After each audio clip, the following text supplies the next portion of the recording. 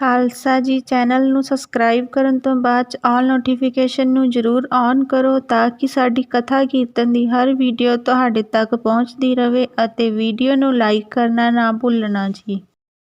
ਗੁਰੂ ਜੀ ਕੀ ਫਤਿਹ। Begin ਬਿਨਾਸਨ ਸੋਏ, ਮੁਕਤਾ ਪੰਕਤ ਸਰਸੁਤੀ। ਗੁਰ ਜਸ ਗੁਣ ਪੁਰਵਾਏ, ਪਹਿਰੇ ਉਰਦ ਵੈ ਸਲੋਕ ਮੈਂ। ਸ਼ੋਭਾ ਹਵੈ ਅਦਕਾਏ।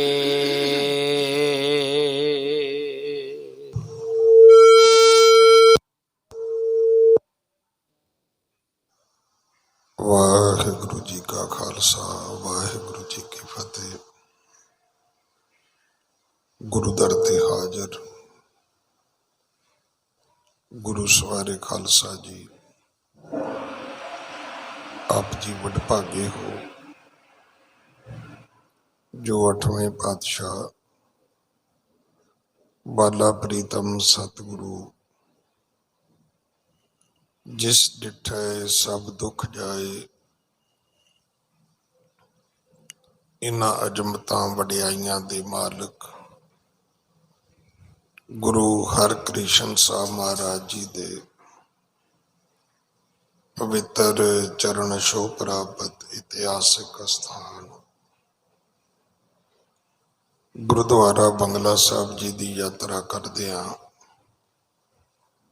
ਜੁਗੋ ਜੁਗ ਅਟਲ ਛਤਰ ਚਬਰ ਤਖਤ ਦੇ ਮਾਲਕ ਧੰਨ ਧੰਨ ਧੰਨ ਸ਼੍ਰੀ ਗੁਰੂ ਗ੍ਰੰਥ ਸਾਹਿਬ ਪਾਤਸ਼ਾਹ ਮਹਾਰਾਜ ਜੀ ਦੇ ਹਜ਼ੂਰ ਮਨੁੱਖਾ ਜੀਵਨ ਦੀਆਂ ਘੜੀਆਂ ਨੂੰ ਸਫਲਾ ਕਰ ਰਹੇ ਹੋ। ਸਤਿਗੁਰੂ ਸਾਰਿਆਂ ਦੀ ਯਾਤਰਾ ਸਫਲ ਕਰਨ। ਹੁਣ ਸਮਾਂ ਹੈ ਗੁਰੂ ਦਰਬਾਰ ਦੇ ਨਿਯਮ ਅਨੁਸਾਰ ਗੁਰੂ ਇਤਿਹਾਸ ਦੀ ਚੱਲ ਰਹੀ ਲੜੀਵਾਰ ਕਥਾ ਦਾ ਆਪਣੀਆਂ ਮਨ ਬਿਰਤੀਆਂ ਇਕਾਗਰ ਕਰੋ। ਰਸਨਾ ਪਵਿੱਤਰ ਕਰ ਦੇ ਇੱਕ ਵਾਰ ਸਾਰੇ ਉਚਾਰਨ ਕਰੋ ਜੀ। ਸਤਨਾਮ ਵਾਹਿਗੁਰੂ ਜੀ। ਇਹ ਇਤਿਹਾਸ ਪਹਿਲੇ ਪਾਤਸ਼ਾਹ ਜਾਹਰ ਪੀਰ ਜਗਤ ਗੁਰੂ ਕਲ ਤਾਰਨ ਆਏ ਸ਼੍ਰੀ ਗੁਰੂ ਨਾਨਕ ਦੇਵ ਮਹਾਰਾਜ ਜੀ ਦਾ ਹੈ। ਪ੍ਰਸੰਗ ਹੈ ਕਾਰੂ ਬਾਦਸ਼ਾਹ ਦਾ। ਇਸ ਧਰਤੀ ਤੇ ਇੱਕ ਐਸਾ ਵੀ ਰਾਜਾ ਹੋਇਆ ਹੈ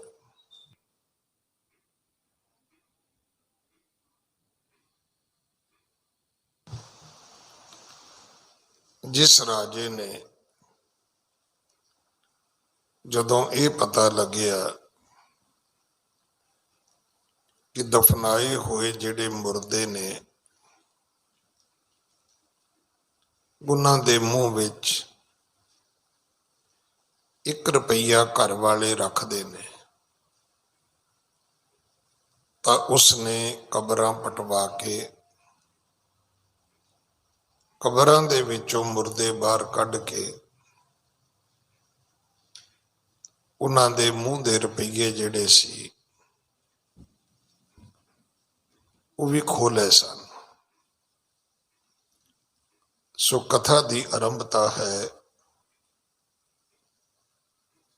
ਮੁਕਤਾ ਪੰਕਤ ਸਰਸੁਤੀ ਗੁਰੂ ਜਸ ਗੁਣ ਪੁਰਵਾਏ। ਗੁਰੂ ਦਾ ਜਸ ਰੂਪ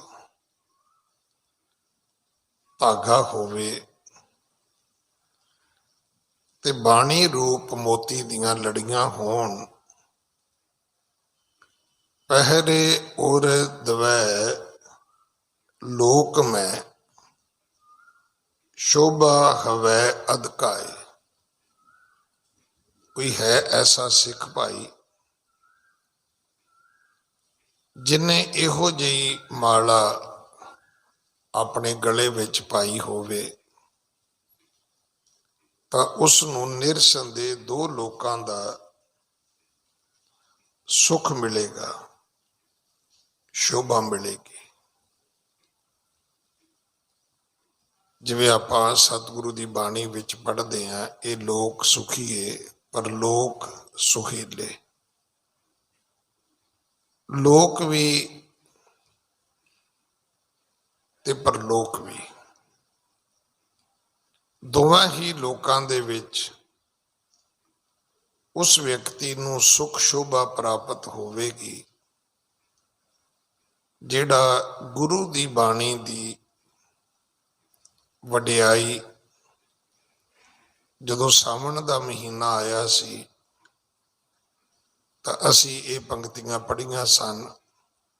ਸਾਵਣ ਸਰਸੀ ਕਾਮਣੀ, ਚਰਨ ਕਮਲ ਸਿਉ ਪਿਆਰ, ਮਨ ਤਨ ਰਤਾ ਸਚ ਰੰਗ,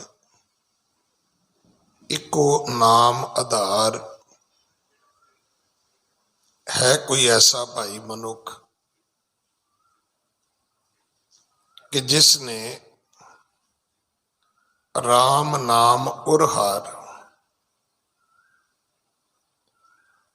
ਜਿਨੇ ਆਪਣੇ ਹਿਰਦੇ ਦੇ ਵਿੱਚ ਰਾਮ ਦੇ ਨਾਮ ਦੇ ਹਾਰ ਪਰੋ ਕੇ, ਮਾਲਾ ਪਰੋ ਕੇ ਪਾਈਆਂ ਹੋਣ। ਤਾਂ ਕਵੀ ਜੀ ਨੇ ਸਭ ਤੋਂ ਪਹਿਲਾਂ ਸਤਿਗੁਰੂ ਜੀ ਦੀ ਬਾਣੀ ਦੀ ਉਸਤਤ ਕੀਤੀ ਹੈ, ਵਡਿਆਈ ਕੀਤੀ ਹੈ। ਹਾਂਜੀ। ਸੁਣੀਐ ਸ਼੍ਰੀ ਅੰਗਦ ਸੁਖ ਕਾਰਨ, ਗਮਨੇ ਆਗੇ ਨਰਕ ਨਿਵਾਰਨ। हे ਗੁਰੂ ਅੰਗਦ ਸਾਹਿਬ ਮਹਾਰਾਜ, ਅਗਲੀ ਕਥਾ ਸੁਣੋ। ਇਹ ਗੱਲ ਜ਼ਰੂਰ ਚੇਤੇ ਵਿੱਚ ਰੱਖੋ ਕਿ ਜਿਹੜੀ ਕਥਾ ਅਸੀਂ ਇੱਥੇ ਬਹਿ ਕੇ ਸੁਣ ਰਹੇ ਹਾਂ, ਜਿਹੜੀ ਕਥਾ ਆਪ ਜੀ ਦਰਬਾਰ ਤੋਂ ਲੈ ਕੇ ਦੇਸ਼ਾਂ ਵਿਦੇਸ਼ਾਂ ਵਿੱਚ ਬੈਠੇ ਸੁਣ ਰਹੇ ਹੋ, ਇੱਕ ਵਕਤ ਐਸਾ ਆਇਆ ਸੀ ਕਿ ਦੂਸਰੇ ਪਾਤਸ਼ਾਹ ਗੁਰੂ ਅੰਗਦ ਦੇਵ ਮਹਾਰਾਜ ਨੇ ਇਹ ਇੱਛਾ ਪ੍ਰਗਟ ਕੀਤੀ ਸੀ ਕਿ ਕੋਈ ਐਸਾ ਸਿੱਖ ਹੋਵੇ ਜਿਹੜਾ ਮੈਨੂੰ ਮੇਰੇ ਗੁਰੂ ਨਾਨਕ ਦੀ ਕਥਾ ਸੁਣਾਵੇ, ਜਿਹੜਾ ਮੈਨੂੰ ਮੇਰੇ ਗੁਰੂ ਨਾਨਕ ਸਾਹਿਬ ਦਾ ਜੀਵਨ ਵਰਤਾਂਤ ਸੁਣਾਵੇ। ਤਾਂ ਇਹ ਜਿਹੜੀ ਭਾਈ ਬਾਲੇ ਵਾਲੀ ਜਨਮ ਸਾਖੀ ਹੈ, ਹਾਲਾਂਕਿ ਵੀ ਮੰਨਿਆ ਜਾਂਦਾ ਕਿ ਉਹਦੇ ਵਿੱਚ ਬਹੁਤ ਕੁਝ ਬਾਅਦ ਵਿੱਚ ਵਿਗਾੜ ਪਾਉਣ ਦੀ ਕੋਸ਼ਿਸ਼ ਕੀਤੀ ਗਈ, ਪਰ ਲੈ ਦੇ ਕੇ ਜਿਹੜੇ ਸਾਡੇ ਕੋਲੇ ਇਤਿਹਾਸ ਦੇ ਸੋਮੇ ਨੇ, ਉਹਨਾਂ ਦੇ ਵਿੱਚ ਉਹ ਵੀ ਇੱਕ ਬਹੁਤ ਵੱਡਾ ਇੱਕ ਪਿਲਰ ਹੈ, ਇੱਕ ਬਹੁਤ ਵੱਡਾ ਡਾਕੂਮੈਂਟ ਹੈ। ਹੋਰ ਸਾਡੇ ਕੋਲੇ ਬਹੁਤਾ ਕੁਝ ਹੈ ਨਹੀਂ। ਇਹਨਾਂ ਹੀ ਲਿਖਤਾਂ ਨੂੰ, ਗ੍ਰੰਥਾਂ ਨੂੰ, ਪੋਥੀਆਂ ਨੂੰ ਆਧਾਰ ਬਣਾ ਕੇ ਅੱਗੇ ਇਤਿਹਾਸ ਦੀ ਖੋਜ ਹੋਈ ਹੈ, ਅੱਗੇ ਕਿਤਾਬਾਂ ਲਿਖੀਆਂ ਗਈਆਂ ਨੇ। ਭਾਵੇਂ ਉਹ ਸ਼੍ਰੀ ਨਾਨਕ ਪ੍ਰਕਾਸ਼ ਗ੍ਰੰਥ ਹੋਵੇ, ਸ਼੍ਰੀ ਗੁਰਪ੍ਰਤਾਪ ਸੂਰਜ ਗ੍ਰੰਥ ਹੋਵੇ, ਜਾਂ ਫਿਰ ਉਸ ਤੋਂ ਬਾਅਦ ਪੰਥ ਪ੍ਰਕਾਸ਼, ਗੁਰਬਿਲਾਸ, ਇਹ ਬਾਕੀ ਗ੍ਰੰਥ ਹੋਣ। ਤੋ हे ਗੁਰੂ ਅੰਗਦ ਸਾਹਿਬ,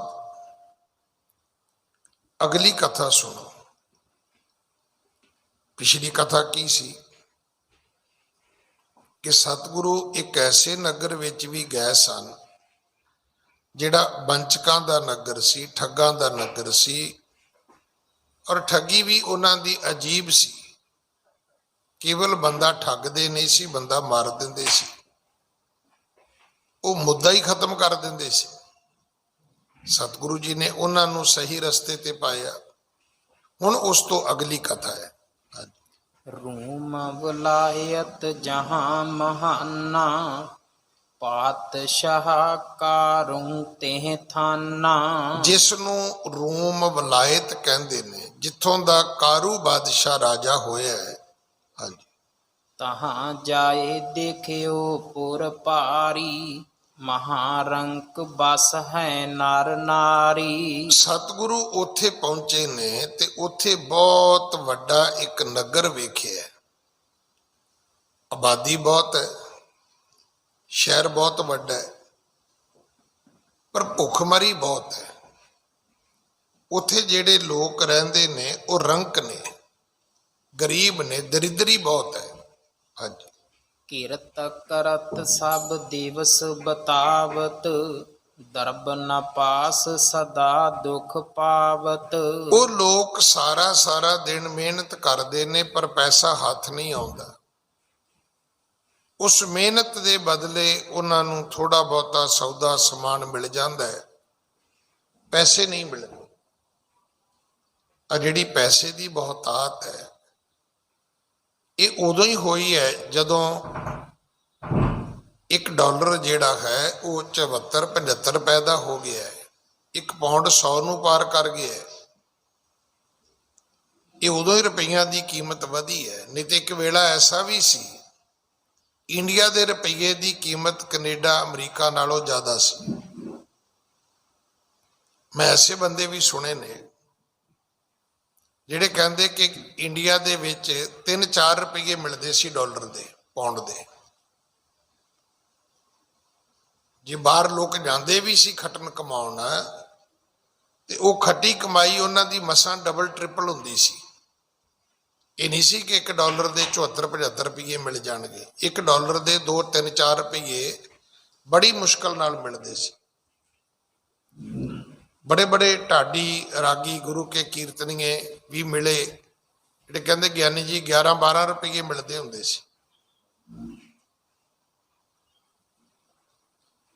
ਤੇ ਬਹੁਤ ਮੁਸ਼ਕਲ ਗੱਲ ਹੁੰਦੀ ਸੀ ਟੈਲੀਫੋਨ ਤੇ, ਬੜੀ ਮੁਸ਼ਕਲ। ਉਹ ਵੀ ਕਿਤੇ ਮਹੀਨੇ 'ਚ 2 ਮਹੀਨਿਆਂ 'ਚ ਇੱਕ ਅੱਧੀ ਵਾਰੀ। ਅੱਜ ਵਰਗਾ ਸਮਾਂ ਨਹੀਂ ਸੀ। ਜੇ ਆਪਾਂ ਕਹੀਏ ਨਾ ਵੀ ਅੱਜ ਪੈਸਾ ਵੱਧ ਗਿਆ, ਪੈਸਾ ਨਹੀਂ ਵੱਧ ਗਿਆ, ਪੈਸੇ ਦੀ ਕੀਮਤ ਖਤਮ ਹੋ ਗਈ।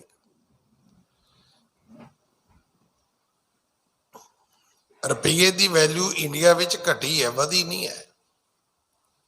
ਤੇ ਕਾਰੂ ਬਾਦਸ਼ਾਹ ਦੇ ਵੇਲੇ ਤਾਂ ਇਹ ਸੀ ਕਿ ਲੋਕ ਕੰਮ ਕਰਦੇ ਸੀ ਤੇ ਉਹਦੇ ਬਦਲੇ ਚੀਜ਼ਾਂ ਹੀ ਮਿਲਦੀਆਂ ਸੀ, ਪੈਸਾ ਹੁੰਦਾ ਹੀ ਨਹੀਂ ਸੀ ਪੂਰੇ ਮੁਲਕ ਵਿੱਚ।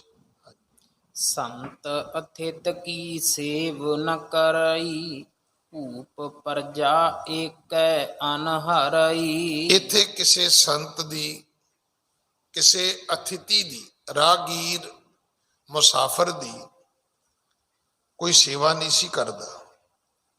ਇੱਥੋਂ ਦਾ ਜਿਹੜਾ ਰਾਜਾ ਸੀ ਉਹਦੇ ਅਨੁਕੂਲ ਪੂਰੀ ਜਿਹੜੀ ਪ੍ਰਜਾ ਸੀ ਉਹ ਏਕੇ ਅਨੁਹਰ ਹੀ, ਸਿਰਫ ਰਾਜੇ ਦਾ ਹੀ ਹੁਕਮ ਚੱਲਦਾ ਸੀ। ਸਾਰੀ ਪ੍ਰਜਾ ਉਸ ਰਾਜੇ ਦੇ ਹੁਕਮ ਵਿੱਚ ਚੱਲਦੀ ਸੀ। ਹਾਂਜੀ। ਸ਼੍ਰੀ ਪਰਮੇਸ਼ਰ ਨਾਮ ਨ ਲਈ, ਦੋਹੂ ਲੋਕ ਦੁਖ ਪਾਵੈ ਤੇਈ। ਕੋਈ ਵੀ ਮਨੁੱਖ ਰੱਬ ਦਾ ਨਾਮ ਨਹੀਂ ਸੀ ਲੈਂਦਾ, ਉਹ ਲੈਣ ਹੀ ਨਹੀਂ ਸੀ ਦਿੰਦਾ। ਉਹ ਕਹਿੰਦਾ ਸੀ ਮੈਂ ਹੀ ਮੈਂ ਆ, ਰੱਬ ਕਿਹੜਾ, ਕੌਣ ਰੱਬ ਹੈ। ਸ਼੍ਰੀ ਪਰਮੇਸ਼ਰ ਨਾਮ ਨਾ ਲਈ, ਦੋਹੂ ਲੋਕ ਦੁੱਖ ਪਾਵੇਂ ਤੇਈ। ਇਹੋ ਹੀ ਕਾਰਨ ਸੀ ਕਿ ਇੱਥੋਂ ਦੇ ਲੋਕ ਦੋਵਾਂ ਲੋਕਾਂ ਵਿੱਚ ਹੀ ਦੁੱਖ ਪਾਉਂਦੇ ਸੀ। ਰੱਬ ਨੂੰ ਸਿਮਰਦੇ ਨਹੀਂ ਸੀ। ਲੋਕ ਸੁਖੀ ਨਹੀਂ ਸੀ ਹੁੰਦਾ, ਪਰ ਲੋਕ ਸੁਹੇਲਾ ਨਹੀਂ ਸੀ ਬਣਦਾ। ਨਹੀਂ ਤੇ ਇੱਕ ਗੱਲ ਤੇ ਮੰਨੀ ਜਾਂਦੀ ਹੈ ਨਾ ਕਿ ਜਿਹੜੇ ਰੱਬ ਦਾ ਨਾਮ ਲੈਂਦੇ ਨੇ ਉਹਨਾਂ ਨੂੰ ਇੱਕ ਵਿਸ਼ਵਾਸ ਹੈ ਕਿ ਚਲੋ ਇੱਥੇ ਰੋਟੀ 2 ਵੇਲੇ ਦੀ ਨਾ ਮਿਲੇ, ਨਹੀਂ ਮਿਲਦੀ ਤਾਂ ਮੈਂ ਤੇ ਅੱਗੇ ਵੀ ਕਈ ਵਾਰੀ ਬੇਨਤੀ ਕੀਤੀ ਵੀ ਜਿਹਦਾ ਇੱਥੇ ਰਿਸ਼ਤਾ ਵੀ ਨਹੀਂ ਹੁੰਦਾ, ਵਿਆਹ ਤਾਂ ਦੂਰ ਦੀ ਗੱਲ ਹੈ, ਉਹ ਵੀ ਸੋਚ ਕੇ ਬੈਠਾ ਵੀ ਜੰਨਤ ਵਿੱਚ ਹੂਰਾਂ ਮਿਲਣਗੀਆਂ। ਜਿਹਨੂੰ ਇੱਥੇ ਕਦੇ ਕੈਂਪਾ ਕੋਲਾ ਨਹੀਂ ਮਿਲਿਆ, ਉਹ ਵੀ ਸੋਚ ਕੇ ਬੈਠਾ, ਕਹਿੰਦਾ ਉੱਥੇ ਅੰਗੂਰਾਂ ਦੀ ਸ਼ਰਾਬ ਮਿਲੇਗੀ। ਜਿਹਨੂੰ ਇੱਥੇ ਗੰਦੇ ਨਾਲੇ ਦੇ ਉੱਤੇ ਵੀ ਝੌਂਪੜੀ ਜਿੰਨੀ ਥਾਂ ਨਹੀਂ ਮਿਲੀ, ਉਹ ਵੀ ਸੋਚ ਕੇ ਬੈਠਾ ਕਿ ਅੱਗੇ ਸਵਰਗ ਦੇ ਵਿੱਚ ਕਹਿੰਦਾ ਬਾਗਾਂ ਵਾਲੇ ਘਰ ਮਿਲਣਗੇ। ਇਹ ਕਲਪਨਾਵਾਂ ਨੇ। ਪਰ ਇੱਥੋਂ ਦੇ ਜਿਹੜੇ ਲੋਕ ਸੀ ਰੋਮ ਵਲਾਇਤ ਦੇ, ਉਹਨਾਂ ਦੇ ਕੋਲ ਤਾਂ ਇਹ ਵੀ ਨਹੀਂ ਸੀਗਾ। ਨਾ ਲੋਕ ਦੇ ਸੁੱਖ ਸੀ, ਨਾ ਪਰਲੋਕ ਦਾ ਸੁਹੇਲਾਪਣ ਸੀ। ਉੱਥੇ ਕੋਈ ਲੋਕ ਬੰਦੇ ਰੱਬ ਨੂੰ ਨਹੀਂ ਸੀ ਮੰਨਦੇ। ਇਹੋ ਹੀ ਕਾਰਨ ਕਿ ਉਹਨਾਂ ਦਾ ਲੋਕ ਵੀ ਦੁੱਖ ਭਰਿਆ, ਪਰਲੋਕ ਵੀ ਦੁੱਖ ਭਰਿਆ ਸੀ। ਹਾਂਜੀ। ਤਿਨ ਕੋ ਸੁਖ ਦੇਨੇ ਕੇ ਹੇਤਾ, ਪੁਰ ਪਰ ਵਿਸੈ ਬੇਦੀ ਕੁਲ ਕੇਤਾ। ਉਹ ਸਤਿਗੁਰੂ ਜਿਹੜੇ ਜਨਮ ਮਰਨ ਦੋਹੂ ਮੈਂ ਨਾਹੀ, ਜਨ ਪਰ ਉਪਕਾਰੀ ਆਏ। ਉਹ ਪਰ ਉਪਕਾਰੀ ਗੁਰੂ ਨਾਨਕ ਇਸ ਨਗਰੀ ਵਿੱਚ ਪ੍ਰਵੇਸ਼ ਕਰਦੇ ਨੇ। ਉਹ ਆਈ ਇਸ ਕਰਕੇ ਸੀ, ਜਗਤ ਦੇ ਜੀਵਾਂ ਦਾ ਉਧਾਰ ਕਰਨ। ਉਹਨਾਂ ਨੇ ਉਦਾਸੀਆਂ ਆਰੰਭ ਹੀ ਇਸੇ ਕਰਕੇ ਕੀਤੀਆਂ ਸੀ। ਸੱਚੇ ਬਾਦਸ਼ਾਹ ਜਿਹੜੇ ਨੇ, ਉਹਨਾਂ ਨੇ ਭੇਖ ਵਟਾਇਆ ਹੀ ਇਸੇ ਕਰਕੇ ਸੀ। ਇਸੇ ਕਰਕੇ ਉਹਨਾਂ ਨੇ ਗੇਰੂਏ ਕੱਪੜੇ ਪਾਏ ਸੀ, ਇਸੇ ਕਰਕੇ ਰੂਪ ਬਣਾਇਆ ਸੀ ਕਿ ਉਹ ਜੀਵਾਂ ਦਾ ਉਧਾਰ ਕਰਨਾ ਚਾਹੁੰਦੇ ਸੀ। ਔਜੜੇ ਪਏ ਲੋਕਾਂ ਨੂੰ ਸਿੱਧੇ ਰਸਤੇ ਤੋਰਨਾ ਚਾਹੁੰਦੇ ਸੀ। ਰੂਮ ਵਲਾਇਤ ਦੇ ਲੋਕਾਂ ਨੂੰ ਸੁਖ ਦੇਣ ਵਾਸਤੇ ਸਤਿਗੁਰੂ ਜੀ ਨੇ ਇਸ ਨਗਰੀ ਵਿੱਚ ਪ੍ਰਵੇਸ਼ ਕੀਤਾ। ਇਹ ਤੇ ਅਮੂਮਨ ਆਪਾਂ ਬਹੁਤ ਕਥਾ ਸੁਣ ਲਈ ਹੈ ਕਿ ਗੁਰੂ ਸਾਹਿਬ ਕਦੇ ਕਿਸੇ ਨਗਰੀ 'ਚ ਜਾਂਦੇ ਨਹੀਂ ਸੀ ਹੁੰਦੇ। ਨਗਰੀ ਦੇ ਬਾਹਰ ਹੀ ਬਹਿ ਜਾਣਾ ਕਿਸੇ ਰੁੱਖ ਥੱਲੇ, ਉੱਥੇ ਹੀ ਲੋਕ ਆਉਂਦੇ ਸੀ, ਭਾਵੇਂ ਉਸੇ ਦਿਨ ਆ ਜਾਣ, ਭਾਵੇਂ 10-15 ਦਿਨਾਂ ਬਾਅਦ ਆ ਜਾਣ। ਸਤਿਗੁਰੂ ਨਹੀਂ ਸੀ ਅੰਦਰ ਜਾਂਦੇ, ਲੋਕ ਨਗਰੀ ਤੋਂ ਬਾਹਰ ਆ ਜਾਂਦੇ ਸੀ। ਪਰ ਇਹ ਦੂਜੀ ਤੀਜੀ ਕਥਾ ਹੁਣ ਆਪਾਂ ਲੜੀਵਾਰ ਸੁਣ ਰਹੇ ਹਾਂ ਕਿ ਸਤਿਗੁਰੂ ਜੀ ਨੇ ਬਾਹਰ ਬਹਿ ਕੇ ਉਡੀਕਿਆ ਨਹੀਂ ਹੈ, ਇਸ ਨਗਰੀ ਦੇ ਅੰਦਰ ਪ੍ਰਵੇਸ਼ ਕੀਤਾ ਹੈ। ਹਾਂਜੀ। ਕਾਰੂ ਕੇਰ ਦੁਰਗ ਜਿਹ ਭਾਰੀ, ਤਿਸ ਕੇ ਬੈਠੇ ਜਾਏ ਅਗਾਰੀ। ਸਤਿਗੁਰੂ ਜੀ ਚੱਲਦੇ ਚੱਲਦੇ ਚੱਲਦੇ ਕਾਰੂ ਬਾਦਸ਼ਾਹ ਦਾ ਜਿਹੜਾ ਕਿਲਾ ਸੀ, ਉਹਦੇ ਦਰਵਾਜ਼ੇ ਦੇ ਸਾਹਮਣੇ ਬਹਿ ਗਏ। ਉੱਥੇ ਜਾ ਸਤਿਗੁਰਾਂ ਨੇ ਆਪਣਾ ਆਸਣ ਕੀਤਾ। ਬ੍ਰਿੰਦ ਹੁਤੇ ਦਰ ਪਰ ਦਰਵਾਨਾ, 300 ਸ਼੍ਰੀ ਗੁਰ ਬਚਨ ਬਖਾਨਾ। ਜਦੋਂ ਇਹ ਜਾ ਕੇ ਬਹਿ ਗਏ ਤੇ ਜਿਹੜੇ ਬਾਦਸ਼ਾਹ ਦੇ ਦਰਬਾਨ ਸਨ, ਉਹਦੇ ਦਰਵਾਜ਼ੇ ਦੀ ਰਾਖੀ ਕਰਨ ਵਾਲੇ, ਪਹਿਰੇਦਾਰੀ ਕਰਨ ਵਾਲੇ, ਉਹ ਆ ਕੇ ਪੁੱਛਦੇ ਨੇ, ਤੁਸੀਂ ਕੌਣ ਹੋ, ਕਿੱਥੋਂ ਆਏ ਹੋ ਬਈ? ਜਿੱਥੇ ਸਤਿਗੁਰੂ ਜੀ ਨੇ ਆਪਣੇ ਬਾਰੇ ਦੱਸਿਆ, ਫਿਰ ਸਤਿਗੁਰੂ ਜੀ ਉਹਨਾਂ ਤੋਂ ਵੀ ਪੁੱਛਦੇ ਨੇ ਵੀ ਤੁਸੀਂ ਕੌਣ ਹੋ ਬਈ, ਤੁਹਾਡੀ ਕੀ ਜ਼ਿੰਮੇਵਾਰੀ ਹੈ,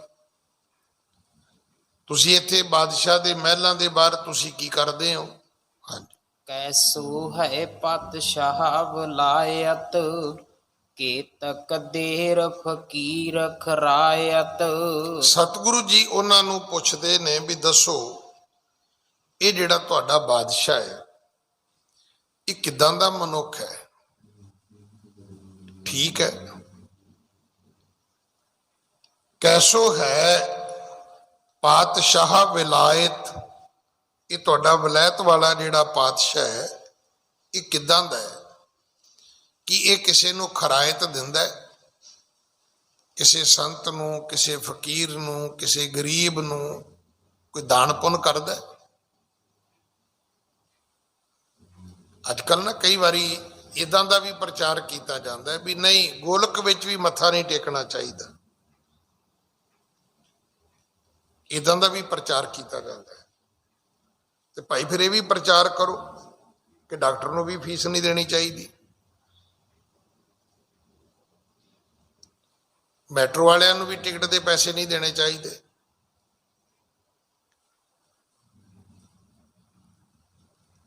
ਹੱਟੀ ਤੇ ਵੀ ਜਾਓ ਤੇ ਉੱਥੇ ਸੌਦੇ ਤੇ ਪੈਸੇ ਨਹੀਂ ਖਰਚਣੇ ਚਾਹੀਦੇ।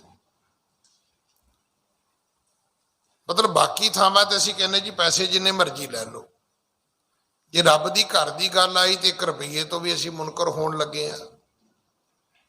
ਮੈਨੂੰ ਨਹੀਂ ਲੱਗਦਾ ਕਿ ਕੋਈ ਆਦਮੀ ਗੁਰਦੁਆਰੇ ਮੱਥਾ ਟੇਕ ਕੇ ਕੰਗਾਲ ਹੋ ਜਾਏਗਾ, ਉਹਦੇ ਕੋਲੇ ਪੈਸੇ ਨਹੀਂ ਬਚਣਗੇ, ਉਹਦੇ ਕੋਲੇ ਜੇਬ ਦਾ ਖਰਚਾ ਵੀ ਨਹੀਂ ਰਹੇਗਾ ਘਰ ਵਾਪਸ ਮੁੜਨ ਜੋਗਾ।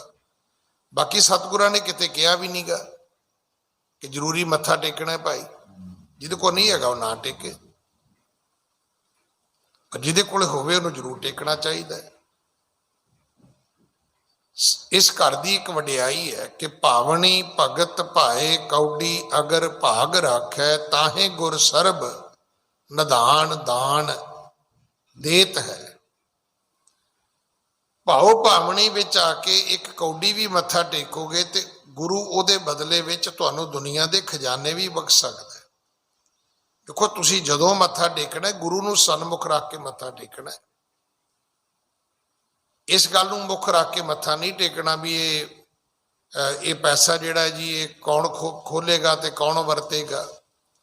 ਇਹ ਜਿਹਦੀ ਜ਼ਿੰਮੇਵਾਰੀ ਹੈ, ਇਹ ਪੁੰਨ ਪਾਪ ਉਹਦੇ ਤੇ ਛੱਡ ਦਈਏ। ਜੇ ਆਪਾਂ ਸਮਝਦੇ ਹਾਂ ਕਿ ਰੱਬ ਸਦ ਸੁਣਦਾ ਸਦ ਵੇਖਦਾ ਹੈ, ਤੇ ਫਿਰ ਸਾਨੂੰ ਇਹ ਵੀ ਵਿਸ਼ਵਾਸ ਕਰਨਾ ਚਾਹੀਦਾ ਕਿ ਜੇ ਰੱਬ ਸਾਡੇ ਮੱਥਾ ਟੇਕਣ ਦੀ ਸਾਡੀ ਝੋਲੀ ਭਰ ਸਕਦਾ ਹੈ, ਤੇ ਜੇ ਭਾਈ ਉਹਦੇ ਪੈਸਿਆਂ ਦੀ ਕੋਈ ਗਲਤ ਵਰਤੋਂ ਕਰੇਗਾ ਤੇ ਉਹਨੂੰ ਸਜ਼ਾ ਵੀ ਦੇ ਸਕਦਾ। ਉਹਨੇ ਕਿਸੇ ਨੂੰ ਪੁੱਛ ਕੇ ਸਜ਼ਾ ਨਹੀਂ ਦੇਣੀ। ਮੈਂ ਤਾਂ ਕੱਲ ਪਰਸੋਂ ਵੀ ਬੇਨਤੀ ਕੀਤੀ ਸੀ ਵੀ ਰੱਬ ਜਦੋਂ ਵੀ ਮਾਰਦਾ ਹੈ ਨਾ ਮਾਤੀ ਮਾਰਦਾ, ਲੱਤ ਨਹੀਂ ਮਾਰਦਾ। ਉਹ ਡਾਂਗ ਸੋਟਾ ਨਹੀਂ ਮਾਰਦਾ ਕਿਸੇ ਨੂੰ, ਜਦੋਂ ਮਾਰਦਾ ਬੰਦੇ ਦੀ ਮਾਤੀ ਮਾਰਦਾ ਉਹ। ਸਤਿਗੁਰੂ ਜੀ ਨੇ ਪੁੱਛਿਆ ਕੇਤਕ ਦੇਤ ਫਕੀਰ ਖਰਾਇਤ, ਕੀ ਫਕੀਰਾਂ ਨੂੰ ਆਇਆਂ ਨੂੰ ਇਹ ਰਾਜਾ ਨਵਾਜਦਾ ਹੈ? ਇਹ ਗੱਲ ਜ਼ਰੂਰ ਚੇਤਾ ਰੱਖੋ, ਤੁਹਾਡੇ ਘਰੋਂ ਆਇਆ ਕਦੇ ਕੋਈ ਖਾਲੀ ਨਹੀਂ ਜਾਣਾ ਚਾਹੀਦਾ। ਯਤਨ ਕਰੋ, ਕਿਉਂਕਿ ਵਸਦੇ ਘਰ ਵਿੱਚ ਕੋਈ ਆਸ ਨਾਲ ਹੀ ਆਉਂਦਾ ਹੈ। ਇਹ ਵੀ ਜ਼ਰੂਰੀ ਨਹੀਂ ਵੀ ਜੋ ਮੰਗਦਾ ਤੁਸੀਂ ਉਹੀ ਦੇਣਾ ਹੈ ਉਹਨੂੰ। ਉਹਨੇ ਮੰਗਣਾ ਹੈ, ਕਿਉਂਕਿ ਜਿੰਨੀ ਰੱਬ ਨੇ ਉਹਨੂੰ ਜ਼ੁਬਾਨ ਲੰਬੀ ਦਿੱਤੀ ਹੋਏਗੀ ਉਸ ਦਾ ਓਡਾ ਮੰਗ ਲਵੇ, ਪਰ ਤੁਸੀਂ ਓਨਾ ਹੀ ਦੇਣਾ ਹੈ ਜਿੰਨਾ ਰੱਬ ਨੇ ਤੁਹਾਨੂੰ ਦਿੱਤਾ ਹੈ। ਤੁਸੀਂ ਗੁਆਂਢੀਆਂ ਤੋਂ ਮੰਗ ਕੇ ਤਾਂ ਦਾਨ ਕਰਨਾ ਨਹੀਂ ਹੈ, ਤੁਸੀਂ ਤੇ ਰੱਬ ਦੇ ਦਿੱਤੇ ਚੋਂ ਦੇਣਾ ਹੈ। ਤੁਸੀਂ ਆਪਣੀ ਜਥਾ ਸ਼ਕਤੀ ਵੇਖਣੀ ਹੈ ਭਾਈ। ਇਹ ਕੋਈ ਜ਼ਰੂਰੀ ਨਹੀਂ ਵੀ ਮੰਗਣ ਵਾਲਾ ਕੀ ਮੰਗਦਾ ਹੈ ਤੁਸੀਂ ਉਹਨੂੰ ਮੁੱਖ ਰੱਖ ਕੇ ਬਹਿ ਜਾਓ, ਨਹੀਂ, ਇਹ ਕੋਈ ਉਪਦੇਸ਼ ਨਹੀਂ ਹੈ। ਤੋ ਇਸ ਕਥਾ ਦੇ ਵਿੱਚ ਆਉਂਦਾ ਹੈ ਕਿ ਸਤਿਗੁਰਾਂ ਨੇ ਪੁੱਛਿਆ ਉਹਨਾਂ ਦਰਬਾਨਾਂ ਨੂੰ ਵੀ ਕੀ ਤੁਹਾਡਾ ਜਿਹੜਾ ਬਾਦਸ਼ਾਹ ਹੈ ਉਹ ਕਿਸੇ ਆਏ ਸੰਤ ਫਕੀਰ ਪੀਰ ਨੂੰ ਕੋਈ ਦਾਨ ਪੁੰਨ ਦਿੰਦਾ ਹੈ? ਭਾਵ ਉਹ ਕੋਈ ਧਰਮ ਕਰਮ ਵੀ ਕਰਦਾ ਹੈ ਕਿ ਨਹੀਂ ਕਰਦਾ? ਹਾਂਜੀ। ਕੈਸੋ ਨਿਆਉ ਪ੍ਰਜਾ ਕੋ ਕਰਈ, ਕਰੁਣਾ ਕਿਤਕ ਹਿਰਦੇ ਮਹਿ ਧਰਈ। ਕੀ ਨਿਆਂ ਕਰਦਾ? ਰਾਜੇ ਚੁਲੀ ਨਿਆਮ ਕੀ, ਰਾਜੇ ਦਾ ਇਹ ਵੀ ਇੱਕ ਧਰਮ ਹੈ, ਇਨਸਾਫ ਕਰਨਾ। ਜਿਹੜਾ ਰਾਜਾ ਪ੍ਰਜਾ ਨਾਲ ਇਨਸਾਫ ਕਰਦਾ ਹੈ ਉਹ ਰਾਜੇ ਨੂੰ ਪ੍ਰਜਾ ਰੱਬ ਸਮਝ ਕੇ ਪੂਜਦੀ ਹੈ। ਕੀ ਸਤਿਗੁਰੂ ਜੀ ਪੁੱਛਦੇ ਨੇ ਰਾਜਾ ਨਿਆਂ ਕਰਦਾ ਹੈ, ਕਰੁਣਾ ਕਿਤਕ ਹਿਰਦੇ ਮੈਂ ਧਾਰੀ, ਕੀ ਉਹਨੂੰ ਲੋਕਾਂ ਤੇ ਤਰਸ ਆਉਂਦਾ ਹੈ, ਦਇਆ ਆਉਂਦੀ ਹੈ? ਕੀ ਉਹ ਕਰੁਣਾ ਹੈ ਉਹਦੇ ਕੋਲ? ਰਾਜਾ ਤੇ ਰੱਬ ਨੇ ਬਣਾ ਦਿੱਤਾ ਉਹਨੂੰ, ਮਹਿਲ ਮਾੜੀਆਂ ਵੀ ਬਖਸ਼ ਦਿੱਤੀਆਂ, ਖਜ਼ਾਨੇ ਵੀ ਹੀਰੇ ਮੋਤੀਆਂ ਨਾਲ ਭਰ ਦਿੱਤੇ। ਰੱਬ ਨੇ ਉਹਦੇ ਤੇ ਤਰਸ ਕੀਤਾ, ਕਿ ਉਹ ਵੀ ਕਿਸੇ ਤੇ ਤਰਸ ਕਰਦਾ? ਇਹਦਾ ਅਰਥ ਇਹ ਹੈ। ਸਤਿਗੁਰਾਂ ਨੇ ਇਹ ਵੀ ਦਰਬਾਨ ਨੂੰ ਪੁੱਛਿਆ। ਹਾਂਜੀ। ਸੁਨ ਦਰਬਾਨਨ ਗਿਰਾ ਉਚਾਰੀ, ਅਤ ਪ੍ਰਜਾ ਇਨ ਕੀਨ ਦੁਖਾਰੀ। ਔਰ ਇਹ ਜ਼ਰੂਰ ਚੇਤੇ ਰੱਖਣਾ ਕਿ ਜਿਹੜੇ ਵਿਅਕਤੀ ਤੁਹਾਡੇ ਮਤਹਿਤ, ਤੁਹਾਡੇ ਅੰਡਰ, ਜਿਹੜੇ ਤੁਹਾਡੇ ਅਧੀਨ ਕੰਮ ਕਰਦੇ ਨੇ, ਇਹ ਠੀਕ ਹੈ ਵੀ ਉਹ ਕੰਮ ਕਰ ਰਹੇ ਨੇ, ਪਰ ਅਗਰ ਉਹ ਸੁਖੀ ਨਹੀਂ ਹੋਣਗੇ ਤੇ ਉਹ ਤੁਹਾਡੇ ਕਦੇ ਪਰਦੇ ਵੀ ਨਹੀਂ ਢੱਕਣਗੇ।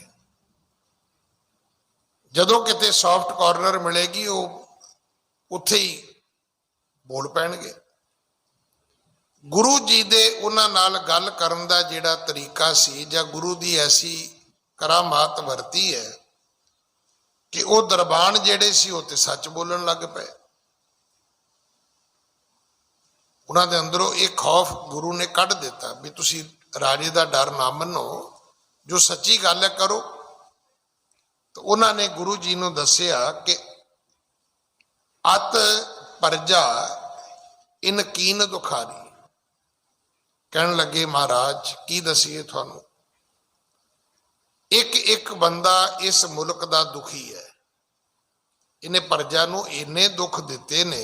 ਹਾਂਜੀ, ਕਾਰੂ ਅਤ ਜ਼ੁਲਮੀ ਪਾਤਸ਼ਾਹ, ਕਿਰਪਨ ਵਿਸਾਲ ਰਹੇ ਧਨ ਚਾਹ। ਇਹ ਜਿਹੜਾ ਕਾਰੂ ਬਾਦਸ਼ਾਹ ਹੈ ਇਹ ਅਤ ਜ਼ੁਲਮੀ ਰਾਜਾ ਹੈ। ਇਹ ਲੋਕਾਂ ਤੇ ਜ਼ੁਲਮ ਕਰਦਾ ਹੈ, ਅਨਿਆਂ ਕਰਦਾ ਹੈ।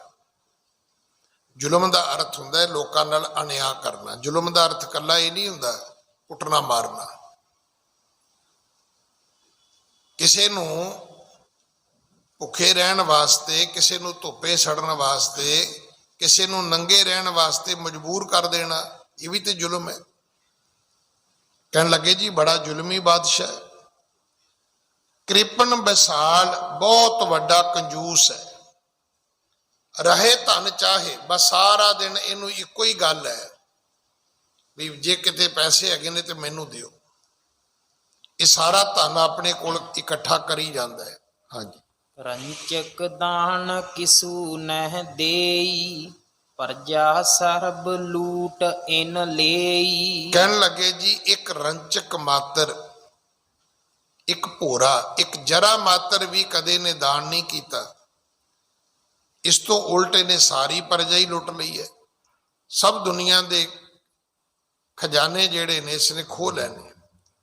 ਗਰੀਬ ਤੋਂ ਗਰੀਬ ਆਦਮੀ ਦਾ ਵੀ ਧਨ ਇਸਨੇ ਆਪਣੇ ਕੋਲ ਖਟੋਸ ਲਿਆ। ਇਹਨੇ ਸਭ ਦਾ ਧਨ ਆਪਣੇ ਕੋਲ ਖਟੋਸਿਆ ਹੈ, ਸਭ ਦਾ ਧਨ ਆਪਣੇ ਕੋਲ ਖੋਹ ਲਿਆ ਇਸਨੇ। ਹਾਂਜੀ, ਇਸ ਕੋ ਭਰਾਤ हरू ਨਹਿ ਜੋ, ਦਰਬ ਗੰਜ ਚਾਲੀ ਕੀਐ ਸੋ। ਕਹਿਣ ਲੱਗੇ ਜੀ ਇਹਦੀ ਗੱਲ ਤੇ ਛੱਡੋ। ਇਹਦਾ ਇੱਕ ਭਰਾ ਹੈ, ਉਹਦਾ ਨਾਂ ਹੈ ਹਰੂਨ। 40 ਗੰਜ ਧਨ ਤੇ ਉਹਦੇ ਕੋਲ ਹੈ। ਦਿੱਲੀ ਵਿੱਚ ਇੱਕ ਸ਼ਬਦ ਹੈ ਪਹਾੜ ਗੰਜ, ਸੀਸ ਗੰਜ। ਇਹ ਇਲਾਕਿਆਂ ਦੇ ਨਾਮ ਨੇ। ਮਿਲਰ ਗੰਜ, ਹੋਰ ਵੀ ਕਈ ਸ਼ਹਿਰਾਂ ਦੇ ਵਿੱਚ ਇਹੋ ਜਿਹੇ ਨਾਂ ਤੁਹਾਨੂੰ ਮਿਲਣਗੇ।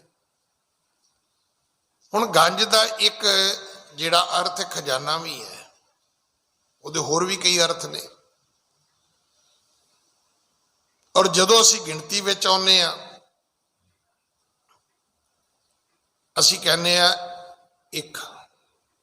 ਇੱਕ ਤੋਂ ਬਾਅਦ ਗਿਣਤੀ ਜਦੋਂ ਡਬਲ ਫਿਗਰ ਹੁੰਦੀ ਅਸੀਂ ਕਹਿੰਦੇ 10, ਜਦੋਂ ਟ੍ਰਿਪਲ ਹੁੰਦੀ ਅਸੀਂ ਕਹਿੰਦੇ 100। 1 10 100 ਫਿਰ 1000। 10 ਵਾਰੀ 100 ਇਕੱਠਾ ਕਰ ਲਈਏ ਤੇ 1000 ਬਣ ਜਾਂਦਾ।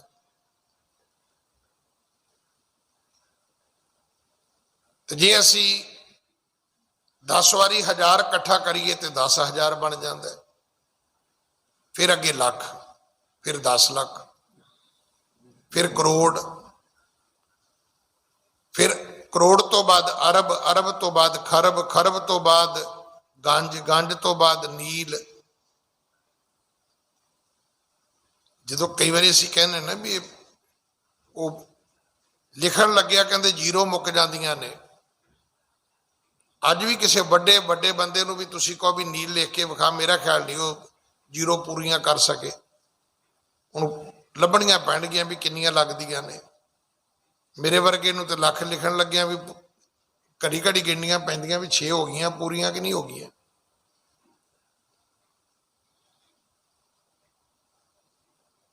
ਛੇ ਡਿਜਿਟ ਹੋਣ ਤੇ ਲੱਖ ਬਣਦਾ। ਪਰ ਗੰਜ ਤੇ ਉਹਦਾ ਕੋਈ ਅੰਤ ਹੀ ਨਹੀਂ ਹੈ।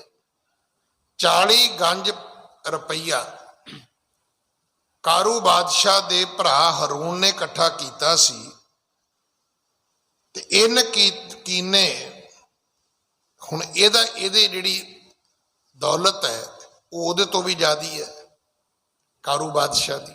ਹਾਂਜੀ। ਇਨ ਕੀਨੇ 45 ਗੰਜ ਸਰਬ ਵਿਲਾਇਤ ਮਾਇਆ ਸੰਜ।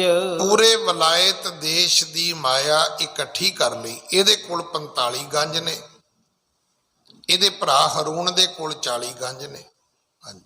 ਦਾਦ ਪੁਕਾਰ ਨ ਸੁਣੇ ਕਛ ਲੇਵਹਿ ਧਨ ਖੁਸਵਾਏ। ਇਹ ਕਦੇ ਕਿਸੇ ਦੀ ਪੁਕਾਰ ਨਹੀਂ ਸੁਣਦਾ। ਇਹ ਜਿਹੜਾ ਰਾਜਾ ਹੈ, ਕੋਈ ਵਿਅਕਤੀ ਆ ਕੇ ਪੁਕਾਰ ਕਰੇ, ਇਹ ਕਿਸੇ ਨੂੰ ਇਨਸਾਫ ਨਹੀਂ ਦਿੰਦਾ, ਕਿਸੇ ਦੀ ਪੁਕਾਰ ਨਹੀਂ ਸੁਣਦਾ। ਨਹੀਂ ਤਾਂ ਆਪਾਂ ਵੇਖਦੇ ਹਾਂ ਨਾ, ਜੇ ਪੁਲਿਸ ਨਾ ਸੁਣੇ, ਦੇਖੋ ਪਹਿਲੀ ਸਾਡੀ ਅਪਰੋਚ ਕੀ ਹੈ, ਥਾਣੇ ਜਾਓ। ਹੁਣ ਥਾਣੇਦਾਰ ਵੀ ਤੁਹਾਨੂੰ ਪਤਾ ਹੈ ਵੀ ਬੜੇ ਬੜੇ ਕਲਾਕਾਰ ਹੁੰਦੇ ਨੇ, ਅੱਜ ਕੱਲ੍ਹ ਤੇ ਬੜੀਆਂ ਖਬਰਾਂ ਆਉਂਦੀਆਂ ਨੇ। ਫਿਰ ਕੀ ਹੈ, ਫਿਰ ਤੁਸੀਂ ਕੋਰਟ ਚਲੇ ਜਾਓ। ਕੋਰਟ ਦੇ ਵੀ ਅੱਗੋਂ ਕਈ ਸਟੈਪ ਨੇ। ਲੋਅਰ ਕੋਰਟ ਜਾਓ, ਸੈਸ਼ਨ ਕੋਰਟ ਜਾਓ, ਫਿਰ ਹਾਈ ਕੋਰਟ ਜਾਓ, ਫਿਰ ਸੁਪਰੀਮ ਕੋਰਟ ਜਾਓ, ਫਿਰ ਡਬਲ ਬੈਂਚ ਤੇ ਜਾਓ। ਉਹਦੀ ਵੀ ਅੱਗੋਂ ਕਈ ਬੈਂਚ ਨੇ, ਉੱਥੇ ਅੱਗੇ ਤੁਸੀਂ ਫਰਿਆਦ ਕਰ ਸਕਦੇ ਹੋ। ਫਿਰ ਵੀ ਨਾ ਗੱਲ ਬਣੇ, ਤੁਸੀਂ ਰਾਸ਼ਟਰਪਤੀ ਕੋਲ ਵੀ ਅਪੀਲ ਪਾ ਸਕਦੇ ਹੋ। ਪਰ ਕਾਰੂ ਬਾਦਸ਼ਾਹ ਐਸਾ ਸੀ ਜਿਹੜਾ ਪੁਕਾਰ ਸੁਣਦਾ ਹੀ ਨਹੀਂ ਸੀ। ਇਨਸਾਫ ਕਰਨਾ ਕੋਈ ਨਹੀਂ ਤੇ ਫਰਿਆਦ ਸੁਣਨੀ ਕੋਈ ਨਹੀਂ। ਅਗਰ ਮੈਨੂੰ ਇਨਸਾਫ ਨਹੀਂ ਮਿਲੇਗਾ ਤਾਂ ਮੈਂ ਕਿਤੇ ਜਾ ਕੇ ਫਰਿਆਦ ਕਰਾਂਗਾ। ਫਰਿਆਦ ਇਹ ਸੁਣਦਾ ਨਹੀਂ ਸੀ ਕਿਸੇ ਦੀ। ਇਸ ਕਰਕੇ ਉਹ ਜਿਹੜੇ ਦਰਬਾਨ ਸੀ, ਉਹ ਗੁਰੂ ਸਾਹਿਬ ਨੂੰ ਦੱਸਦੇ ਨੇ ਕਿ ਦਾਦ ਪੁਕਾਰ ਨਾ ਸੁਣੇ ਕੱਛ ਲੇਵੇਂ ਧਨ ਖੁਸਵਾਏ। ਇਹ ਲੋਕਾਂ ਦਾ ਧਨ ਖੁਸਵਾ ਲੈਂਦਾ ਹੈ, ਖੁਸੋਟ ਲੈਂਦਾ ਹੈ, ਪਰ ਪੁਕਾਰ ਕਿਸੇ ਦੀ ਨਹੀਂ ਸੁਣਦਾ, ਇਨਸਾਫ ਕੋਈ ਨਹੀਂ ਕਰਦਾ। ਸਭ ਪ੍ਰਜਾ ਇਹਦੇ ਤੋਂ ਬੜੀ ਦੁਖੀ ਹੈ। ਹਾਂਜੀ। ਦਇਆਹੀਨ ਦੁਖ ਦੇਹ ਸਭ ਮਾਨਤ ਬਾਤ ਨ ਕਾਏ। ਇਹ ਕਿਸੇ ਦੀ ਕੋਈ ਗੱਲ ਨਹੀਂ ਮੰਨਦਾ। ਕਰਦਾ ਕੀ ਹੈ, ਕਹਿੰਦੇ ਇਹ ਸਾਰੇ ਲੋਕਾਂ ਨੂੰ ਦੁੱਖ ਦਿੰਦਾ ਹੈ, ਸਾਰੇ ਲੋਕ ਇਹਦੇ ਤੋਂ ਦੁਖੀ ਨੇ। ਇਸ ਕਰਕੇ ਦਇਆਹੀਨ, ਇਹਦੇ ਕੋਲ ਦਇਆ ਨਹੀਂ ਹੈ, ਤਰਸ ਨਹੀਂ ਹੈ, ਇਹ ਕਿਸੇ ਤੇ ਰਹਿਮ ਨਹੀਂ ਕਰਦਾ। ਹਾਂਜੀ। ਦੇਸ਼ ਵਿਲਾਇਤ ਸਗਰੇ ਲੋਕਾ ਰਹਿ ਦੁਖੀ ਨਿਤ ਧਰ ਉਰ ਸ਼ੋਕਾ। ਆਖਿਆ ਮਹਾਰਾਜ, ਇਸ ਦੇਸ਼ ਦੇ ਵਿੱਚ ਕਦੇ ਕੋਈ ਖੁਸ਼ ਨਹੀਂ ਹੁੰਦਾ, ਕੋਈ ਹੱਸਦਾ ਹੀ ਨਹੀਂ ਹੈ, ਕਦੇ ਕਿਸੇ ਨੇ ਖੁਸ਼ੀ ਵੇਖੀ ਨਹੀਂ ਹੈ, ਕਿਉਂਕਿ ਉਹਨੇ ਲਿਆ ਕੇ ਲੋਕ ਇੱਥੇ ਖੜੇ ਕਰ ਦਿੱਤੇ। ਤੁਸੀਂ ਵੇਖਿਆ ਜਦੋਂ ਨੋਟਬੰਦੀ ਹੋਈ ਕੀ ਹੋਇਆ?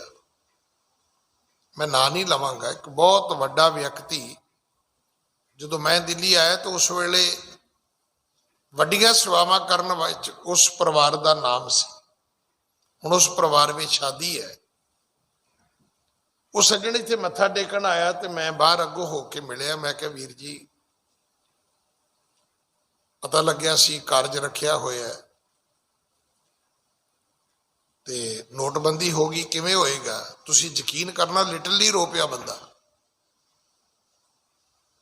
ਮੈਂ ਕਿਹਾ ਜੀ ਮੈਂ ਤੁਹਾਡੀ ਕੋਈ ਮਦਦ ਕਰ ਸਕਦਾ?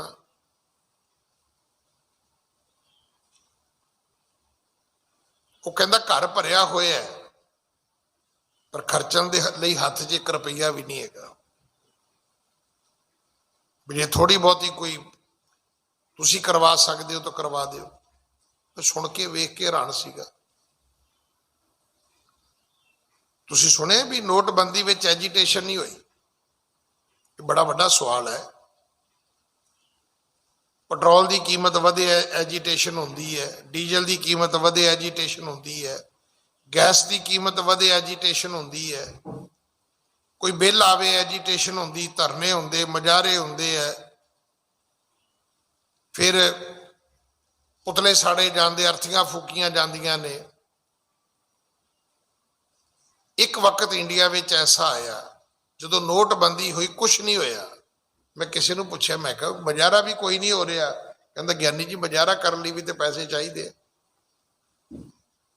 ਕਹਿੰਦਾ ਜਿਨ੍ਹਾਂ ਨੇ ਮੁਜ਼ਾਹਰਾ ਕਰਨਾ ਪਹਿਲਾਂ ਤਾਂ ਉਹ ਦਿਹਾੜੀ ਤੇ ਲਿਆਈਦੇ ਨੇ, ਪੈਸੇ ਕਿੱਥੇ ਨੇ?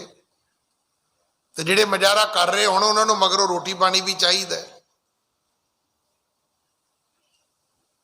ਲੋਕ ਆਪਣੇ ਬੱਚਿਆਂ ਨੂੰ ਰੋਂਦੇ ਵਹਿੰਦੇ ਸੀ ਅੱਖਾਂ ਦੇ ਸਾਹਮਣੇ। ਏਟੀਐਮ ਚੋਂ ਜੇ 2000 ਨਿਕਲਦਾ ਸੀ ਤੇ ਉਹ ਟੁੱਟੇ ਨਹੀਂ ਸੀ ਮਿਲਦੇ ਅੱਗੋਂ। ਉਹ 2000 ਦਾ ਨੋਟ ਵੀ ਕਿਸੇ ਦੇ ਕੰਮ ਨਹੀਂ ਸੀ ਆਉਂਦਾ। ਨਾ ਉਹਦੀ ਬ੍ਰੈਡ ਮਿਲਦੀ ਸੀ, ਨਾ ਦੁੱਧ ਮਿਲਦਾ ਸੀ।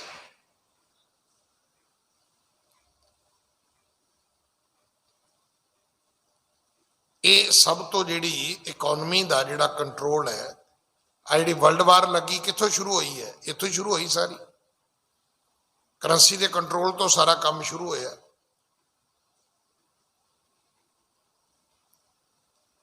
तो इस कारू बादशाह ने पहला काम यह किया भी लोगों तो धन ही खो लिया, है ही नहीं किसी को।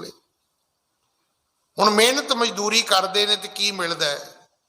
किसी ने सारा दिन काम किया, उन्होंने 4 किलो आटा मिल गया, 2 किलो सब्जी मिल गई, कोई 2 किलो गुड़ मिल गया। हुण दसो की करे बंदा?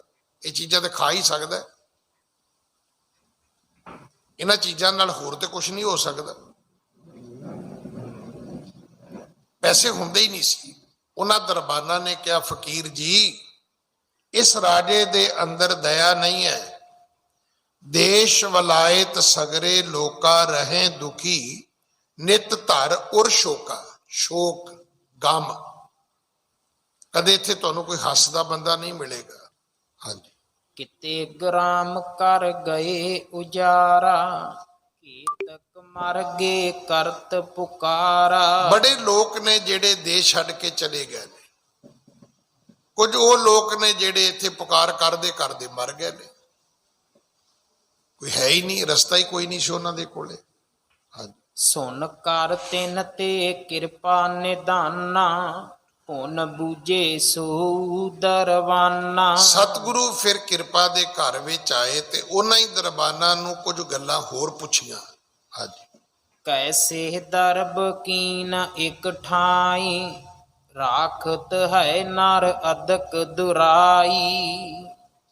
सतगुरु कहंदे भी ये दसोगे भी इन्हें धन सारा किवें इकट्ठा कर लिया? क्योंकि धन हमेशा बंदा लुका के रखता है। देखो कैसी समझण वाली गल है। जो नोटबंदी हुई ना,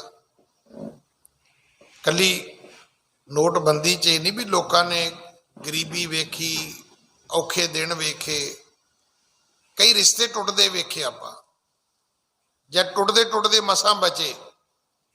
जिहड़ा बंदा रोज अपनी घरवाली नूं कहंदा सी भी भागवाने किते वेख थोड़े बहुते पैसे तेरे कोल पए होण, अज बड़े जरूरी चाहिए, वो कहते नहीं है ही नहीं। जब नोटबंदी हो गई वो भी कई लाख कढ़ के बह गई भी महाराज मेरे भी वटाओ। ये हकीकत जी। अज भी कहते हो, मेरा ख्याल जे मैं ठीक कह रहा होवां ते सन 16 की गल है जो नोटबंदी हुई है। जे तरीक भी ठीक होवे ते 8 नवंबर सी उस दिन। मैं दिल्ली एयरपोर्ट ते उतरिया, राती 12-1 बजे फ्लाइट लगी है, तो मैनू पहला फोन एको ही आउंदा किसी का, आ गए हो? मैं क्या आ गया, पता लग गया है। मैं की कहता नोटबंदी हो गई है, पैसे पूसे सामभ लेने। तुसीं यकीन करना मेरे पॉकेट तो लैके मेरे घर तक सिर्फ 500 के 2 नोट सी। मैं कहा है ही नहीं, है ही नहीं सी। पर इत्थे कई बीबियां ते बड़ियां फसियां बेचारियां, जिन्हों ने पता नहीं कितों कितों पेकिया तो इधरों उधरों मिले बच्चों के प्यार भी संभाले सी ना, वो सारे मिट्टी हो गए रात को। वो 7 नवंबर की रात जिहड़ी सी कहर बन गई। तो इस कथा नूं जदों असीं सुणदे हैं, सतगुरु गुरु नानक साहब पुछदे ने दरबाना नूं, कहण लगे भी ये दसो भी ये राजे ने पैसे इकट्ठे किवें कर लए सारे? उहदा कारण की है? कारण यह है कैसे दरब कीन एक ठाई। अगली गल सुनना हुण कि राखत है नर अदक दुराई। पैसा तो हमेशा ही बंदे लुका के रखते ने, ये किवें हो गया भी सारे पैसे राजे दे हथ चढ़ गए। आम जिहड़े सियाणे बंदे ने, मैं आप जी नूं बेनती करा, वो ट्रैवल जदों करते ने ना, सारे पैसे बटूए च नहीं रखते, वो थोड़े जे पैसे सज्जे बन्ने खब्बे बन्ने भी रख लेते भी जे किसी ने परसी कढ़ लिया मुड़ के की होना। मेरे नाल तो होया, पहाड़गंज सब्जी लैन गया तो सब्जी सुब्जी जदों तलवा ली, झोले भर लै, उन्हें मेरे को पैसे मंगे, मैं वेख्या तो परसी है नहीं, है ही नहीं सी, कढ़ लिया किसी ने। जदों इस तरह पर्स चोरी होंदा है ना, बंदा टैलीफोन करन जोगा भी नहीं रहिंदा, उहदे लई भी 1 रुपया चाहिदा हुंदा है। उदों पीसीओ ते जे घर भी कॉल करनी होवे ते 1 रुपया चाहिदा हुंदा सी। सतगुरु कहंदे भी दुनिया हमेशा पैसे लुका के रखदी है। ये तो किवें हो सकदा भी कारू बादशाह ने कोई पैसा लोकां कोल छड्डिया ही नहीं। जिहड़ा पैसा लुका के रखिया कारू बादशाह दे हथ किवें आया, ये भी कथा सुनने वाली है। ਆਪਾਂ ने सिर्फ इन्नी गल सुनते भी हम के राजे ने जी बड़ा धन इकट्ठा कर लिया, नहीं, कारू बादशाह की उदाहरण दुनिया में किते नहीं है। सतगुरु ने पूछा भी वो पैसा जिहड़ा लोग छुपा के रखते ने, कारू बादशाह के हथ किवें आया, बई ये भी कहानी सुनाओ। हाँ जी। होए अकेले गाडह धर्मै, निस दिन बस्यो रहत सो उर मैं। अमूमन लोग पैसे नूं कंधां विच जां धरती विच गड़ दिंदे ने। लोकां ने बंकर बनाए हुंदे ने पैसे छुपाउण वास्ते। शायद तुहानूं याद होवे, इंडिया दे कम्युनिकेशन मिनिस्टर हुंदा सी, टैलीफोन डिपार्टमेंट दा, हिमाचल तो सीगा। तो जदों उहदे घर रेड होई सी ना, तो एक बड़ी इंटरस्टिड न्यूज़ आई सी भी वो जिहड़े पैसे गए ना बंदे गिण, कहते एक बंदा बेहोश हो गया सी। जदों ने तह खाने च इन्ने नोट वेखे तो उदा ही बेहोश हो गया बेचारा, भी उन्हें अपनी जिंदगी च कदे इन्ने पैसे ही नहीं सी वेखे। कई दिन उदों काउंटिंग हुंदी रही उस मिनिस्टर के घर विच, उहदे घर च पैसे इन्ने निकल आए सी। सतगुरु जी का दूजा सवाल सीगा कि होए अकेले गाडै धर्म है, ये गुरबाणी च भी हैगा कि बंदे ने माया नूं जमीन विच भी गड्ढ के बचा के रखे है। एक है श्रम कर गाडी गढ़ है, एक है सुपने दाम न छड़ है। कई वो भी ने जिहड़े सुपने च भी नोट गिणदे रहिंदे ने, एक वो भी ने जिहड़े धरती च दबा के रखते ने। होए अकेले गाडे धर्म है, निस दिन बसबो रहत सो उर्म है। वो पैसा उन्हां बंदियां दे हिरदे विच हुंदा है। जो बंदा मर जाए ना, जिन्ने पैसे नप्पे हुंदे ने मिट्टी च, घरदियां नूं नहीं मिलदे, वो तो फिर घर कदों खुदाई होएगी, पुटा पटाई होएगी तो खजाना मिलेगा। हाँ जी। कौन रीत कर इन्ह सकेली, आवत जाती होत दुहेली। इस कारू बादशाह ने ये माया किवें इकट्ठी की। फिर एक माया का सुभाव है, ये जदों आउंदी है तां भी दुख दिंदी है, जदों जांदी उदों भी दुख दिंदी। तुसीं की सोचते हो कि पैसे कमाने सौखे ने? जिन्हां दी 2 नंबर की कमाई है वो साढ़े 1 नंबर वालियां नालों ज़्यादा औखी है। कई बार आपां नूं लगदा है कि बंदे कोल ते जी 2 नंबर के पैसे ने, 2 नंबर के पैसे उन्हें सिर तली ते रख के कमाए हुंदे ने। हुण वेखो ना, मैं नौकरी करदा, मैनूं तो महीने बाद चैक मिल जाएगा, तो चोर नूं ते रोज कंध टप्पणी पैनी है, और रोज नवें घर कंध टप्पेगा। इको घर च चोर 2 बारी कंध टप्पेगा तो फस जाएगा। हुण ये भी नहीं पता भी अगलियां दे घर दे अगले बन्ने कंध दे कुत्ता बैठा है, कौन बैठा है।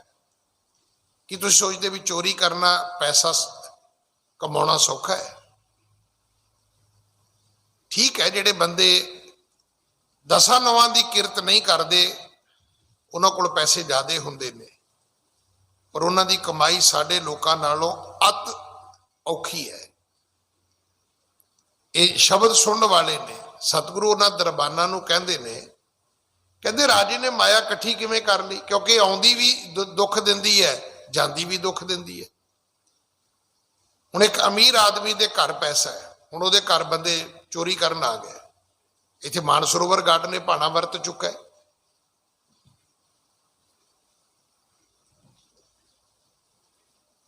ਘਰ ਦਾ ਮਾਲਕ ਪੈਸੇ ਲੈ ਕੇ ਆਉਂਦਾ ਹੈ, ਲਿਆ ਕੇ ਉਹਨੇ ਗਿਣਨੇ ਸ਼ੁਰੂ ਕਰ ਦਿੱਤੇ, ਤੇ ਘਰ ਦੀ ਜਿਹੜੀ ਪ੍ਰੈਸ ਵਾਲੀ ਸੀ ਉਹਦਾ ਮੁੰਡਾ ਕੱਪੜੇ ਦੇਣ ਆ ਗਿਆ। ਉਹਨੇ ਵੇਖਿਆ ਵੀ ਮਾਲਕ ਤੇ ਪੈਸੇ ਬੜੇ ਗਿਣੀ ਜਾਂਦਾ ਹੈ। ਉਹਨੇ ਅਗਲੇ ਦਿਨ ਆਪਣੇ ਨਾਲ 2 ਮੁੰਡੇ ਹੋਰ ਲਾਏ, 2 ਜਾਂ 3, ਤੇ ਉਹਨੇ ਘਰ ਧਾਵਾ ਬੋਲ ਦਿੱਤਾ। ਹੁਣ ਉਹ ਰੋਜ਼ ਆਉਂਦਾ ਸੀ ਪ੍ਰੈਸ ਵਾਲੇ ਕੱਪੜੇ ਦੇਣ, ਉਹਨੂੰ ਘਰ ਦੀ ਸਾਰੀ ਲੋਕੇਸ਼ਨ ਪਤਾ ਸੀ। ਜਦੋਂ ਪੈਸੇ ਲੈ ਕੇ ਤੁਰਨ ਲੱਗਾ ਤੇ ਘਰ ਦੀ ਮਾਲਕਣ ਕਹਿੰਦੀ ਵੀ ਤੂੰ ਤੇ ਧੋਬੀ ਦਾ ਮੁੰਡਾ ਹੈ। ਕਹਿੰਦਾ ਮਾਰੋ ਇਹਨੂੰ, ਇਹਨੇ ਮੈਨੂੰ ਪਛਾਣ ਲਿਆ। ਉਸ ਭੈਣ ਦੇ ਸਿੱਖ ਪਰਿਵਾਰ ਸੀਗਾ, ਉਸ ਭੈਣ ਦੇ ਦੋਵੇਂ ਹੱਥ ਵੱਢ ਦਿੱਤੇ ਗਏ। ਮੈਂ ਖੁਦ ਗਿਆ ਸੀ ਪੰਜਾਬੀ ਬਾਗ ਜਦੋਂ ਸੰਸਕਾਰ ਹੋਇਆ। ਹੁਣ ਵੇਖੋ ਪੈਸਾ ਜਾਂਦਾ ਵੀ ਕਿੰਨਾ ਦੁੱਖ ਦਿੰਦਾ ਹੈ। ਕਮਾਇਆ, ਮੈਂ ਨਹੀਂ ਕਹਿੰਦਾ ਕੁਛ ਵੀਰ ਦੀ 2 ਨੰਬਰ ਦੀ ਕਮਾਈ ਹੋਏਗੀ, ਪਰ ਆਖਰ ਜੇ ਉਹ ਪੈਸਾ ਘਰ ਲੈ ਕੇ ਆਇਆ ਹੈ ਤੇ ਸਾਰੀ ਜ਼ਿੰਦਗੀ ਦੀ ਮਿਹਨਤ ਉਹਦੀ, ਪਰ ਜਾਣ ਲੱਗਾ ਫਿਰ ਦੁੱਖ ਦੇ ਗਿਆ। ਤੇ ਪੁਲਿਸ ਫੜ ਕੇ ਉਹ ਮੁੰਡਾ ਲੈ ਆਈ ਸੀ, ਉੱਥੇ ਉਹਦੇ ਕੋਲ ਸ਼ਨਾਖਤ ਕਰਾਈ ਵੀ ਇਹੋ ਹੀ ਹੈ ਜਿਹਦੇ ਤੂੰ ਹੱਥ ਵੱਡੇ ਸੀ। ਸੰਸਕਾਰ ਵੀ ਇਸੇ ਕਰਕੇ ਲੇਟ ਹੋਇਆ ਸੀ। ਪੈਸੇ ਦਾ ਇੱਕ ਸੁਭਾਅ ਹੈ, ਚੇਤਾ ਜ਼ਰੂਰ ਰੱਖਣਾ। ਕਮਾਓਗੇ ਤੇ ਕਮਾਉਣ ਲੱਗਿਆਂ ਪਹਿਲਾਂ ਦੁੱਖ ਹੋਏਗਾ, ਜਦੋਂ ਇਹ ਜਾਏਗਾ ਤੇ ਦੁਖੀ ਕਰਕੇ ਹੀ ਜਾਏਗਾ। ਇਹਨੇ ਆਰਾਮ ਨਾਲ ਨਹੀਂ ਜੇ ਜਾਣਾ ਤੁਹਾਡੇ ਘਰੋਂ। ਮਤ ਸੋਚਣਾ ਵੀ ਰਾਤ ਨੂੰ ਸੁੱਤਾ ਸੁੱਤਿਆਂ ਚਲਾ ਜਾਏਗਾ, ਨਾ, ਹੋ ਸਕਦਾ ਤੁਹਾਨੂੰ ਸੁੱਤਿਆਂ ਨੂੰ ਪੱਕਾ ਹੀ ਸਵਾ ਜਾਏ। ਕੋਈ ਨੌਕਰੀ ਜ਼ਹਿਰ ਪਾ ਕੇ ਦੇ ਦੇਵੇ, ਕੋਈ ਨੌਕਰੀ ਸਰਾਣਾ ਰੱਖ ਕੇ ਗਲ ਘੁੱਟ ਦੇਵੇ। ਉਹ ਕਰੇਗਾ ਆਪਣੇ ਡਰ ਵਿੱਚ ਵੀ ਜੇ ਇਹ ਉੱਠ ਪਿਆ ਤੇ ਪਤਾ ਨਹੀਂ ਮੇਰੇ ਨਾਲ ਕੀ ਹੋਏਗਾ। ਸਤਿਗੁਰਾਂ ਨੇ ਪੁੱਛਿਆ ਕਿ ਆਵਤ ਜਾਤੀ ਹੋਤ ਦੁਹੇਲੀ, ਇਹ ਮਾਇਆ ਆਉਂਦੀ ਜਾਂਦੀ ਦੁੱਖ ਬੜਾ ਦਿੰਦੀ ਹੈ। ਤੇ ਕਾਰੂ ਬਾਦਸ਼ਾਹ ਨੇ ਕਿਵੇਂ ਇਕੱਠੀ ਕਰ ਲਈ ਬਾਈ?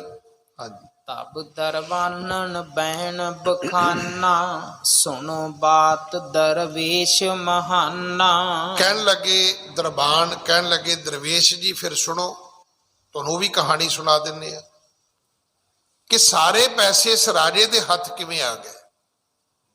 ਨਹੀਂ ਤੇ ਸਾਰੇ ਪੈਸੇ ਇਕੱਠੇ ਕਰਨੇ ਸੌਖੇ ਨਹੀਂ। ਨੋਟਬੰਦੀ ਕੀਤੀ ਇਸੇ ਲਈ ਸੀ ਕਿ ਪੁਰਾਣੇ ਨੋਟ ਖਤਮ ਹੋ ਜਾਣਗੇ, ਅਜੇ ਤੱਕ ਨਹੀਂ ਖਤਮ ਹੋਏ, ਹੁਣ ਵੀ ਫਸ ਜਾਂਦੇ ਨੇ ਲੋਕ। ਉਹਦਾ ਕਾਰਨ ਹੈ, ਮੈਨੂੰ ਹੁਣ ਤੇ ਪਤਾ ਨਹੀਂ, ਪਹਿਲਾਂ ਤਾਂ ਸੁਣਿਆ ਸੀ ਵੀ ਨੇਪਾਲ ਚ ਅਜੇ ਵੀ ਬਦਲੀ ਜਾਂਦੇ ਨੇ। ਉਹ ਫਿਰ ਸਾਰੇ ਲੋਕ ਉਧਰ ਨੂੰ ਤੁਰੇ ਜਾਂਦੇ ਨੇ। ਇਹ ਜਿਹੜੀ ਮਾਇਆ ਦੀ ਖੇਡ ਹੈ ਨਾ, ਇਹ ਅਤ ਦੁਖਦਾਈ ਹੈ। ਇਹ ਪਾਪਾਂ ਬਾਝੋਂ ਹੋਵੇ ਨਾਹੀ, ਮੋਇਆ ਸਾਥ ਨਾ ਜਾਏ। ਹੁਣ ਉਹ ਦਰਵੇਸ਼ ਨੂੰ ਕਹਿੰਦੇ ਨੇ ਦਰਬਾਨ। ਦਰਵੇਸ਼ ਕੌਣ ਹੈ? ਗੁਰੂ ਨਾਨਕ ਸਾਹਿਬ। ਦਰਬਾਨ ਕਹਿਣ ਲੱਗੇ ਦਰਵੇਸ਼ ਜੀ ਉਹ ਵੀ ਗੱਲ ਸੁਣੋ ਸਾਡੀ। ਹਾਂਜੀ। ਏਕ ਸਮਹਿ ਕਾਰੂ ਜੋ ਰਾਈ, ਨਿਜ ਵਜੀਰ ਸਭ ਲੀਨ ਬੁਲਾਈ। ਹੁਣ ਅਗਲੇ 4-4.5 ਮਿੰਟ ਸੁਣਨਾ, ਮੈਂ ਇਹਨੂੰ ਕੰਟੀਨਿਊ ਬੋਲਾਂਗਾ। ਇੱਕ ਦਿਨ ਕਾਰੂ ਬਾਦਸ਼ਾਹ ਨੇ ਸਾਰੇ ਵਜ਼ੀਰ ਇਕੱਠੇ ਕੀਤੇ। ਹਾਂਜੀ। ਬੂਝਣ ਕੀਨੇ ਬਚਨ ਕਠੋਰਾ, ਹੈ ਕਹਿ ਨਹੀਂ ਧਨ ਔਰੇ ਠੌਰਾ। ਆਪਣੇ ਵਜ਼ੀਰਾਂ ਨੂੰ ਪੁੱਛਦਾ ਵੀ ਕਿਤੇ ਪੈਸੇ ਬਚੇ ਤੇ ਨਹੀਂ, ਕਿਸੇ ਕੋਲ ਪੈਸੇ ਹੈ ਤਾਂ ਨਹੀਂ।